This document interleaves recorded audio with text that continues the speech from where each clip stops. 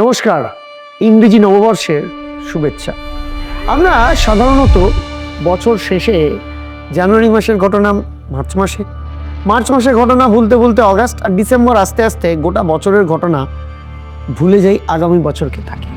তো এই বছরে বাঙালি হিসাবে, বাংলার মানুষ হিসাবে, বাংলা ভাষাকে মাতৃভাষা হিসাবে যে মানুষজন দেখেন, সেই বাঙালিদের উপর কি কি অত্যাচার একটি রাজনৈতিক দল যার নাম ভারতীয় জনতা পার্টি, যে দেশ চালাচ্ছে, কি করেছে আর শুধু একটু মনে করিয়ে দেব। ये कह रहे कि तुम बांग्लादेशी हो, लेकिन हम बांग्लादेश की नहीं है, हम वेस्ट बंगाल मालदा से हैं। मेरे पति को बोल लिए पहले आधार कार्ड दिखाओ। आधार कार्ड मांगे, हमने आधार कार्ड निकाल के मेरे वाला दिखा दिया है, उन्होंने देख लिया।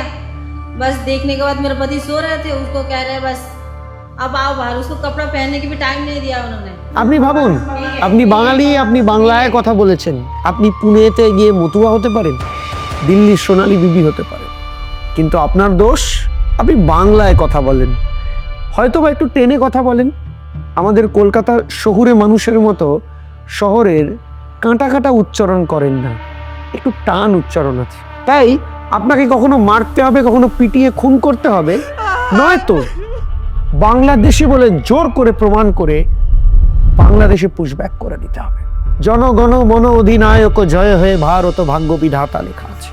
সেই বাংলা ভাষাকে বলাতে অমিত মালব্য বলেছিল, বাংলা ভাষা তো বাংলা ভাষাই না, বাংলা বলে কোনো ভাষা নেই, চর্যাপদের ভাষা বাংলা ভাষা নয়, রবীন্দ্রনাথের ভাষা বাংলা ভাষা নয়, সুকান্তের ছাড়পত্র লেখা বাংলা ভাষা বাংলা নয়, সঞ্চয়িতা সঞ্চিতা কোনোটাই বাংলা ভাষা নয়, বাংলাদেশি ভাষা। বিজেপি বলেছিল, শুধু বিজেপি দলগতভাবে নয়, সরকারিভাবে দিল্লির পুলিশ বলে দিয়েছিল, বাংলাদেশি ভাষা কথা বলাতে অ্যারেস্ট করা হয়েছে। আপনি বাঙালি। এই বাংলা থেকে জুয়েল উড়িষ্যায় গেছিল, বাংলাদেশি বলে পিটিয়ে মেরে ফেলা হয়েছে। সোনালী বিবি দিল্লি থেকে পুশব্যাক করে দেওয়া হচ্ছে। যেখানে যেখানে বাংলায় কথা বলা হচ্ছে তাদের নাকি আধার কার্ড চেক করা হচ্ছে। কোথায়? উত্তরপ্রদেশ।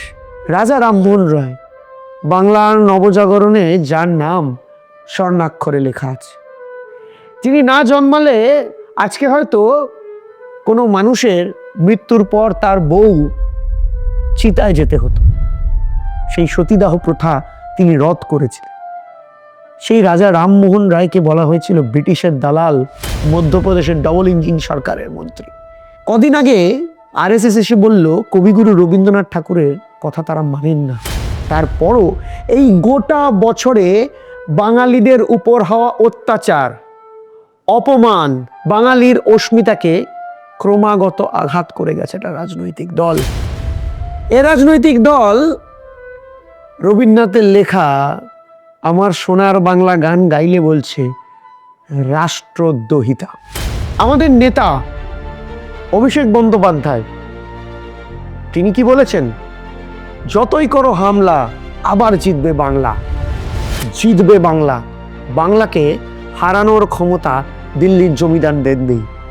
আসুন বাংলাকে জেতানোর জন্য আমরাও নামি, আমরাও বাংলার যোদ্ধা হয়ে অভিষেক বন্দ্যোপাধ্যায়ের পাশে দাঁড়িয়ে বাংলা বিরোধী দিল্লির জমিদারদের রুখে দিই।